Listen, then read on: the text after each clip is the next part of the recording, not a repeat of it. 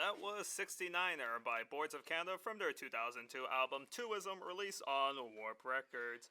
Good afternoon, listeners of Coffee Noise. I'm your host, DJ Marlin, and if you can believe it, it's Tuesday once again. Welcome back, listeners. I'm back from, what's the semester from the spring? Yay! Enjoying a nice caramel macchiato this afternoon. It is. Let's look at the weather for the moment right now.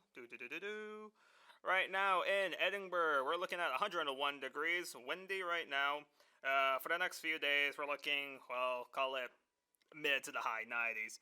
Nothing really different anytime soon. But hey, it's a hot summer. We might be in luck for a cold winter. That I am looking forward to.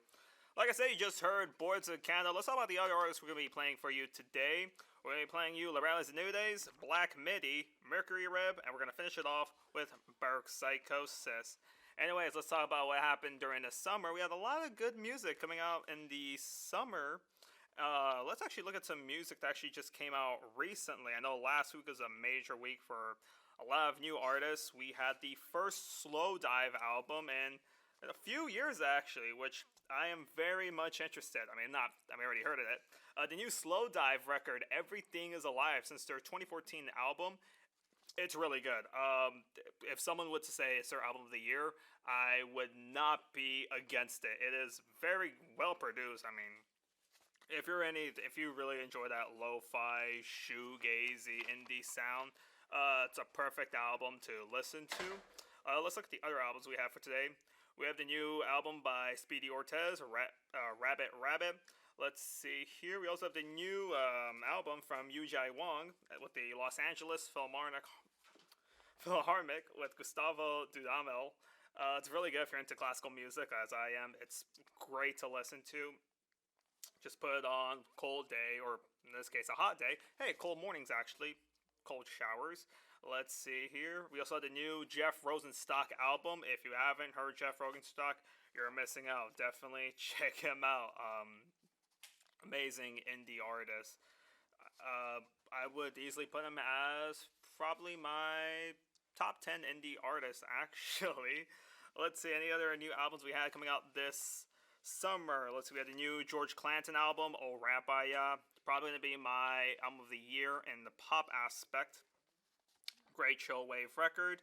Let's see, we had the new King Gizzard and the Lizard Withers album, marking their 24th record, Petro Dragonic Apocalypse. It's great.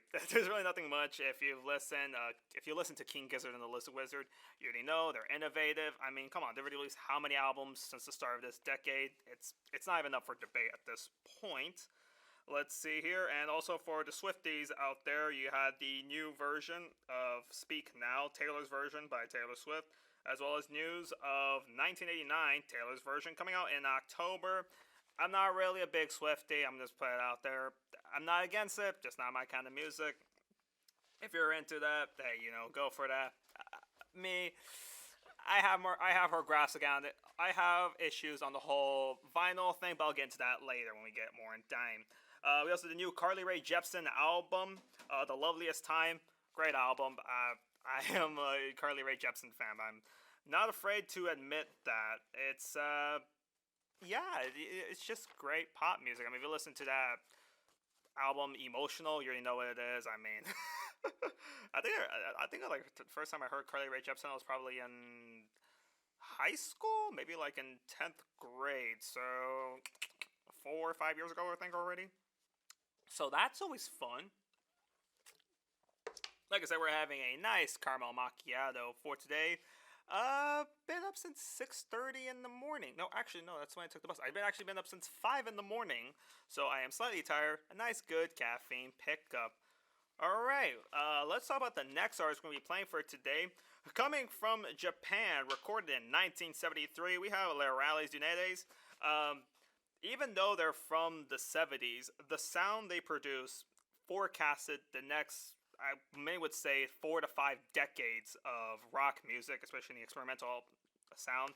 You hear, the influence could be heard on like Sonic Youth and the such. Sonic Youth, Swans, and yeah, it's once you hear this track, you'll definitely hear it. This is recorded from the Oz tapes, Temporal Drift. The track is called Wilderness of False Flowers. Like I said, it's going to be in Japanese, so it's a Japanese band, but the sound you can really hear, they were definitely pushing noisy sound almost an amazing level. It's very difficult to say. You know what? We're just going to get into it. Remember, you're listening to Coffee Noise. Let's get into the track right now. That was Lorelei Denudes. Like I see, you can hear the evolution and sound happening. Reminds you very early sound of the legendary Japanese rock band Boris. As you heard, they recently announced the pressing on first time of vinyl of their 2002 album Heavy Rocks. Probably my favorite, actually not my second favorite Boris album.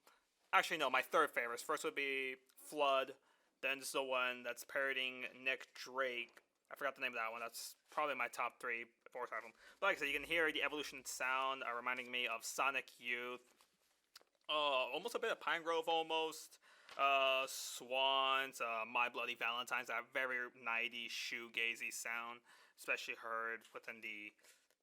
I've heard someone said even Britpop, which is like, that is a bit of a stretch. I mean, deep enough you might hear Britpop, but I don't hear it.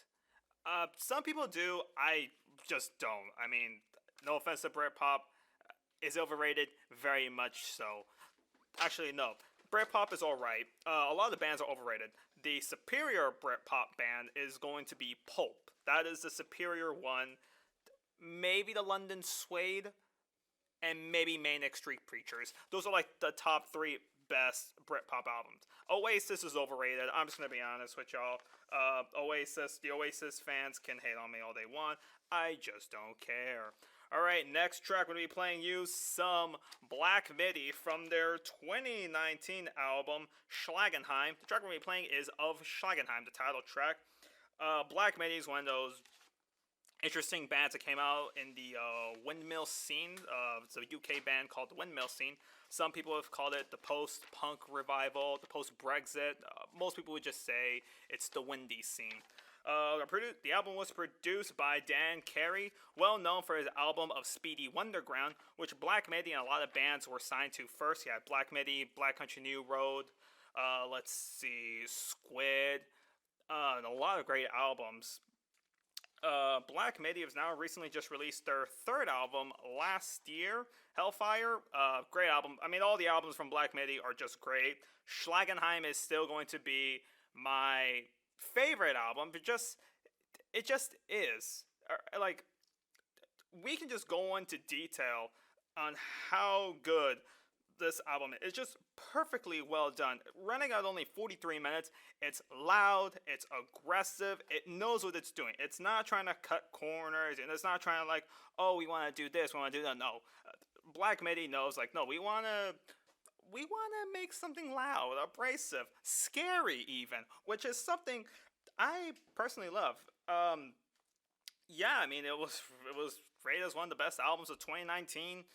Did it make my cut? Very much so. This was before I was doing rating albums. Now I've been doing my whole album of the year list since 2020, so it was just a year off. But this album, if I actually did it, it would definitely been in there. Let's get into it. Here is Of Schlagenheim. Let's get into it. Alright, and we are back. It is right now 3 o'clock in the afternoon. Alright, let's talk about what I was saying earlier about Taylor Swift. So recently, Taylor Swift's been getting some hot water because variations of her album, or the redo of her album, 1989, Taylor's version, is getting like limited vinyl variants, and some of her fans are saying, oh, we're feeling exploited. You know who's getting really exploited? People who have been actually collecting vinyl records, like me, and people on the internet. I mean, I'm not blaming Taylor Swift solely. It's not solely her problem. The issue is these very large record labels. We all know them. UMG, Sony. Instead of actually making their own vinyl pressing plants, they rather use the ones existing, pushing smaller artists off the label, off the possibility of having their albums pressed. And that's just not right. I mean, I've been collecting records since probably 4 or 5 years already. I have close maybe 100 records. I have way more CDs. I have close like 350 something CDs. But let's talk about the issue with vinyl. The issue is they just press too much. They don't make it fun anymore. I mean, when you grab a vinyl record, like we're not just buying vinyl records like, oh, it's a do so. No, the records I buy, it's like my favorite albums, the albums I want to experience in different mediums, different formats. I can listen to them on streaming, either it be Spotify or Apple Music if I just want something quickly, or Tidal or Cobus if I want that really crisp, high definition 16-bit or even 24-bit audio sound with my complete audiophile setup. I can put in the CD or get the record out and listen to it. But major record plants, they don't care about that. They just care about the money in it. So they push so much out. It's no fun. It's really annoying. And I know a lot of people in the vinyl community, they get very pretentious about it, and I am guilty too. I'm not as pretentious in the whole vinyl thing. Like I'm not a gatekeeper. Obviously, I'll say collect vinyl because it's fun. Do it. It's your choice. It's your money. Spend it how you want to. So I'm not getting angry at the consumer. Who I am getting angry at these are these very large plants. They don't care. I mean, I hate like how many pressings of one Taylor Swift album do you really need? Do you really need like 20 something pressings of the exact same album? No, of course you don't. It just makes no sense. And like you can look at other bands. They do like, oh well, they do different pressings on different wax. I mean, yeah, but let's look at the band Geese I've been listening to. They maybe 3 vinyl variants, a black one and 2 colored ones. That's literally all you need. You don't really need anything like, oh, we have like a limited edition for 48 hours. No one needs that, and no one really cares for that. So, am I somewhat glad that Swifties are actually starting to wake up and realize, hey, this isn't fun? Yes, I am very glad about that. I'm going to change the subject before I get very in detail, which I do go in detail on online forums on the internet. So, yeah, you know what I'm saying? Alright, let's talk about the next artist we're going to be playing. Right now, we're going to be playing Mercury Rev. It's going to be from their EP, Car Wash Hair. It's Chasing a Bee, the 4-track demo. The studio version of the track would be released on their debut album, Your Self-Esteem, which is one of my very rare 5 out of 5 albums. I'll go into detail how rare a perfect 5 album is for me. I mean, I've rated close to probably 1,930 something records on Rate Your Music, and out of that, I think only 30 something records have gotten my perfect 5 out of 5 score. Yes, I'm pretentious, and no, I will not apologize for that. I really do. I'm really about this, I've been doing it for a few years already, and I am very, very pretentious, and I say that as a child smiling on Christmas morning. Alright, let's get into Chasing a Bee. Alright, that was Mercury Rev. That is more of their deeper cuts. Like I said, it was a 4-track demo, so it's a very noisy, lo-fi, very raw, harsh sound. It's a sound that I very much love, and I, in fact, do own a 4-track recorder. I've used it to record a few demos, nothing really fancy. I eventually want to, fully release it, put it on my friend's label, but yeah, I just like messing around, that's the main thing we need to bring back. To anyone out there who makes music, play around, don't make anything like, oh, I don't want to do something like, oh, I want to do something that fits the convention. No, break out of it. You really gotta push it out there. And if people don't like your music, it doesn't matter. As long as you like it, it's all right. I know it's the most cheesy thing anyone can say about making music, but it's the honest truth, and you should just hear it. You know what I'm saying? All right, let's talk about the last track. We're gonna be playing Bark Psychosis. We're going to be playing the track Eyes and Smiles from their 1994 album, Hex, released on Circa Records. This album is another one of my 5 out of 5 albums. This is what many would say the birth of post-rock, since when Simon Reynolds reviewed this album, he coined the term post-rock to try to explain the sound Bark Psychosis was trying to go to. It wasn't just strictly rock. It was mixing in jazz, hypnotic ambient noise, sounds of almost free jazz, almost adding onto that jazz layer, experimentation. It reminds me a lot of Talk Talk. What's that album called? The one with the birds in the trees.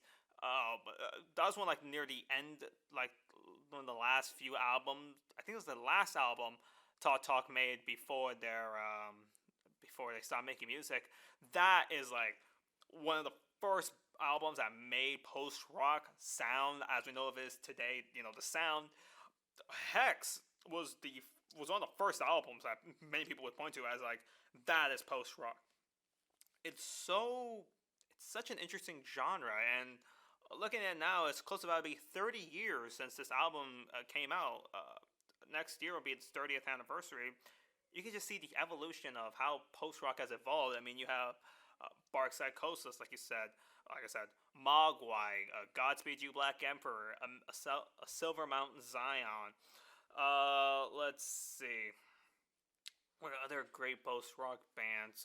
Let's see here. Sugar Raws. That's probably one of my favorite recent post-rock albums or bands. What's another band? Let's see here. There's just a lot. You know, you really just can't name them. What's that band that came out of Austin, Texas? Was it Austin? It's a Texas band. They made that track, "The Mighty Rio Grande." I forgot the name of the band, but if you search up on YouTube, the track "The Mighty Rio Grande," it is a very amazing track. It's just wow, it's slow, and then it creeps on you, and it just hits you. It's like a river, you know what I'm saying? It hits you, and then it just goes back, you know, crescendos and decrescendos. It's really in there. Anyways, enough with the boredom. Let's get into this track. Here is Eyes and Smiles by Bark Psychosis. Alright, and that wraps up today's show. Let's see here. Let's go over what we played for today. We played 69er by Boys of Canada, Wilderness of the False Flowers by Lorales and New Days, Of Schlagenheim by Black Midi, Chasing a Bee, the 4-track demo by Mercury Rev, and we finished it off with Eyes and Smiles by Bark Psychosis. This week's playlist will be available on my Instagram stories. You can follow me there at Rigo Hates Art. That's RIGOHATES ARTS. I am horrible at spelling. No, minus the S at the end, so it's Rigo Hates Art. Because I really do, you know. I'm a critic. I'm a proud critic. I do get pretentious. I'm not gonna deny that. So yeah, I'll be here every Tuesday from 2:30 to 3:30, playing you some pretty out there music. I wouldn't say out there, but something you want to hear daily on the radio. But hey, I'm gonna play for yous. So that wraps it up for today. But tune in next week and stay tuned on Vaquero Radio's The Valley Student Station. Alright, I'll see y'all next week. I am going to get a drink. Laters.